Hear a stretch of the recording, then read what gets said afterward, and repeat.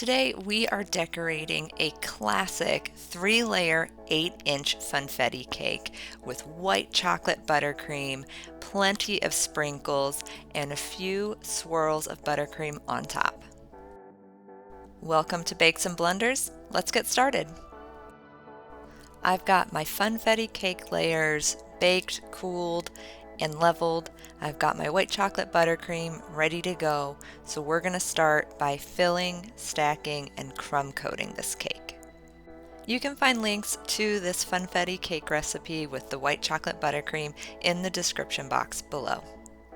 First, I'm putting down just a very thin smear of buttercream on my 8-inch cake board so that my first cake layer will sit on there and won't drift around on the cardboard. Pipe an even swirl of buttercream over that top layer, then use a small or large offset spatula to smooth it out into a nice flat, even layer.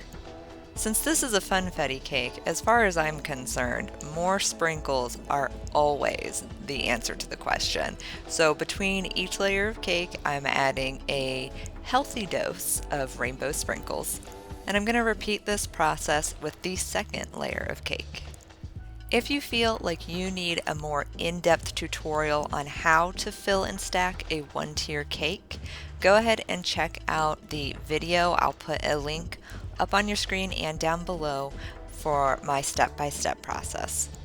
And if you want even more help learning how to make amazing buttercream, amazing cakes and cupcakes, check out my 2 free courses. There are links down below in the description box for you. I always like to place my final cake layer upside down. I feel like it gives me a nice flat, smooth surface to work with. It helps prevent more crumbs getting in the crumb coat, and I just think that it makes your cake look nice. Now we're going to apply a thin coat of frosting to the entire outside of the cake. Now I know not everyone loves to do a crumb coat. I always do for a few reasons. The obvious one being that it traps crumbs, and when you're dealing with a Funfetti cake, sometimes those crumbs are brightly colored sprinkles, which would not look so great in our final coat of white buttercream. Also, I find that it gives me a smooth canvas to work with when I'm applying my final coat. To coat the sides of my cake, I like to pipe a wide wiggle along the sides, and I don't even make it all the way around the cake. I basically just use whatever is left in my piping bag. Then I go back around with my small offset spatula, pressing the buttercream into the cake and wiggling it back and forth so that I don't accidentally pull the buttercream off of the cake. As I do this, I'm pressing the buttercream into the cake and working my way around, spreading out that buttercream that I piped.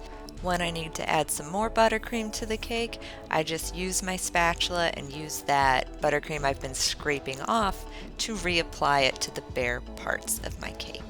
When I'm working on a crumb coat, I like to remove a small portion of buttercream from my main batch and just work with that, because I'm not going to want to put this buttercream back into my main batch because there might be crumbs that have become mixed in it with all of this frosting and scraping that I'm doing. So just work with a small amount. You can always get more frosting if you need it. Once you've got a thin coat of buttercream all over your cake, you're going to use your bench scraper to start smoothing it out. Now with a crumb coat, we're not looking for a thick layer, and it doesn't need to be perfectly even and smooth. There are 2 main objectives for this crumb coat. First of all, you want to make sure the entire cake is covered, that there are no gaps in the buttercream, particularly where they tend to hide is along the bottom. And you want to make sure that the cake is completely coated, because this is going to be a waterproof, airtight layer that locks in the moisture and the flavor of the cake, because we're going to be putting it in the fridge and we don't want it to dry out while it's in there. Second, we are creating the structure for our final cake. So this is where we start creating a cake that has straight sides and sharp edges. So you're going to build up those edges, you're going to smooth out those sides, and make sure that when you're holding your cake scraper that it is creating a straight edge on that cake. Once you're happy with the sides of your cake, you've got all that buttercream built up around the edge, which is perfect. Use your small offset spatula to just pull those in to create a decent edge on your cake. Doesn't need to be perfect. Now we're going to chill this cake until that crumb coat is set. This could be as little as 15 minutes. I suggest a minimum of 30 though. However, I'm going to be leaving my cake in the fridge overnight because I don't have time today. Time for our final coat, and we're going to get straight edges and sharp corners by using 8.25-inch acrylic discs. I've got my crumb coated cake with the cake board on top of one of my acrylic discs. You'll want to start by adding a fresh layer of buttercream to the top of your cake. This is the final coat, so add as much or as little as you like on your cake, and then smooth it out into a flat, even layer.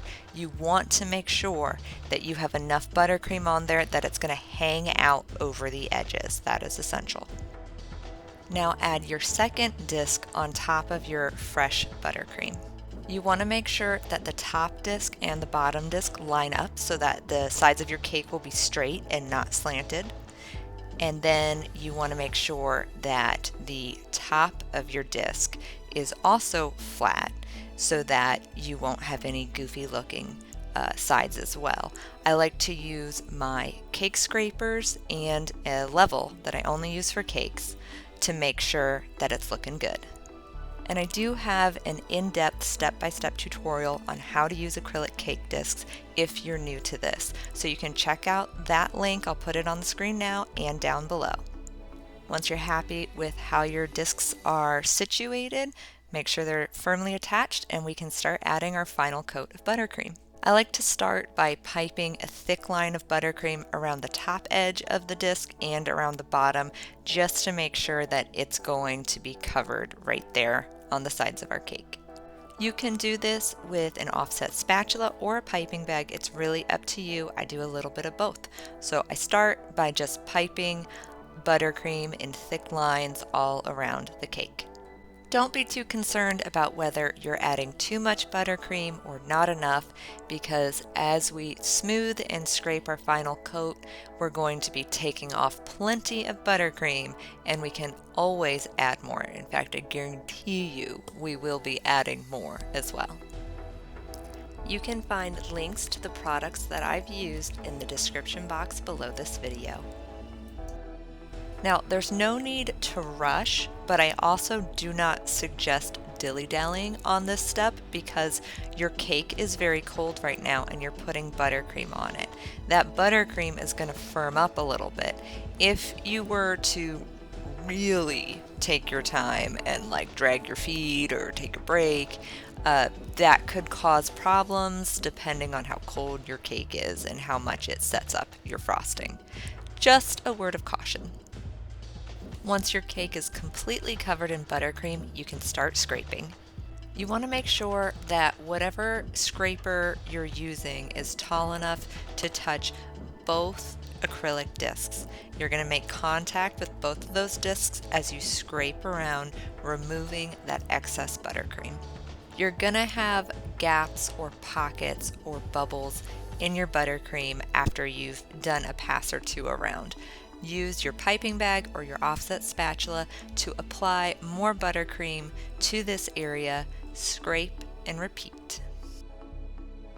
I love using acrylic cake discs to frost my cakes because I find it's a lot easier once you get them figured out, and it helps me work a lot quicker to get a better result. But if you don't have acrylic discs and you do not want to buy them, that's okay.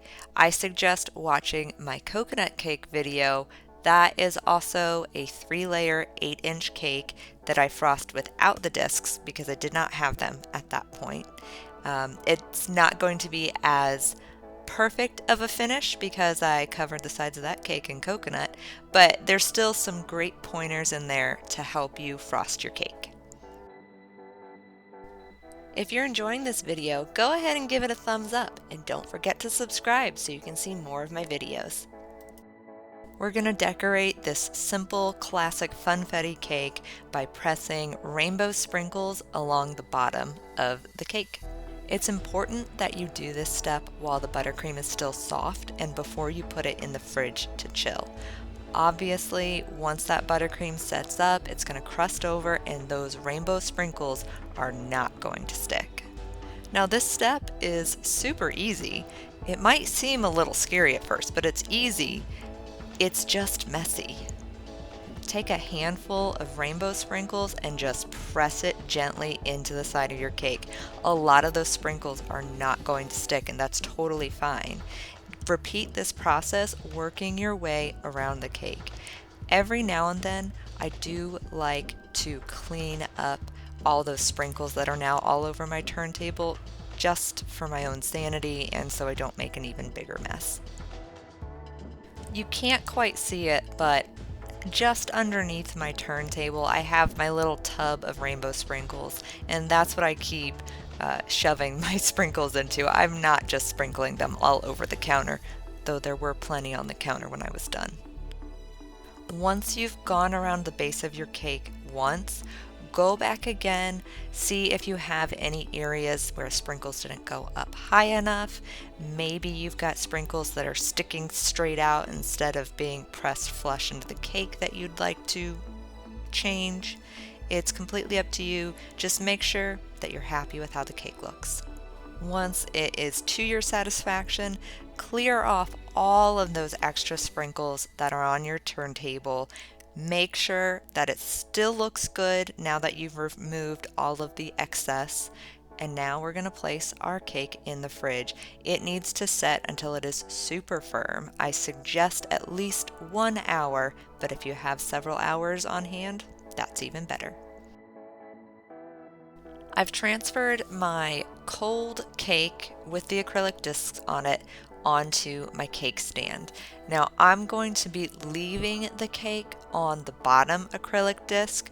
I think it looks pretty and I don't have to worry about knocking off any of my sprinkles.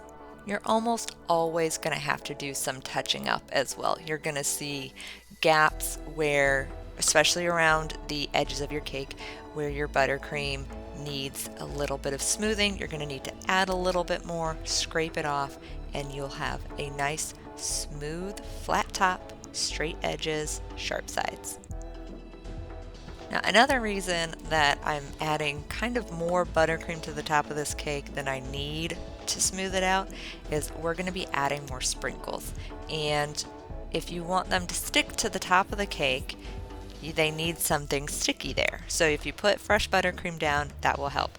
Now, you're not fighting gravity here, so it's really not that big of a deal. The sprinkles will be contained, but when you cut into it, if there's not fresh buttercream down, the sprinkles will kind of scatter pretty much. Once you're happy with how your cake looks and it's nice and tidied up, we can finally decorate the top. This is a very similar technique to how I decorated my coconut cake. I like to start by marking kind of the 4 points of the cake with a little swirl of buttercream.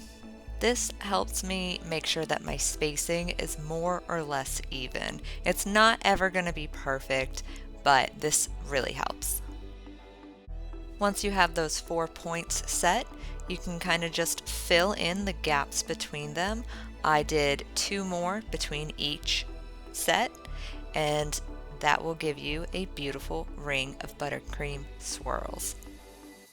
I'm using a 1M piping tip, but you can use this same technique with just about any medium tip that you'd like. You can even try this with a much larger tip, like an Ateco 888, but that's going to give you a very different look. Effectively, that ring of buttercream swirls is going to be containing a little pool of rainbow sprinkles. Go ahead and sprinkle in those rainbow jimmies into that center of your cake until you are satisfied. It could be just a very thin coating. You can go a little crazy. It's 100% up to you. This is your cake, not mine. Also, random question, please tell me in the comments, do you call these rainbow sprinkles or rainbow jimmies? I would love to know. Now, I was good to go with this for a moment. I was like, I'm happy, looks beautiful, classic funfetti cake. I showed my son and he had a great idea, so I started sprinkling just a few of those rainbow sprinkles on the buttercream swirls. In my opinion, funfetti cake is one of the most classic, nostalgic flavors you can do in a cake. When you think of birthday cake flavor, you are almost definitely thinking about funfetti cake with plenty of brightly colored rainbow sprinkles. Don't forget to check out the link to the recipe for this funfetti cake with white chocolate buttercream in the description box below this video. Thanks for watching this video. I really hope you enjoyed it. If you feel like you need a little bit more practice with your piping before you're ready to take on this funfetti cake, check out the video on your screen now. Thanks for watching and happy baking!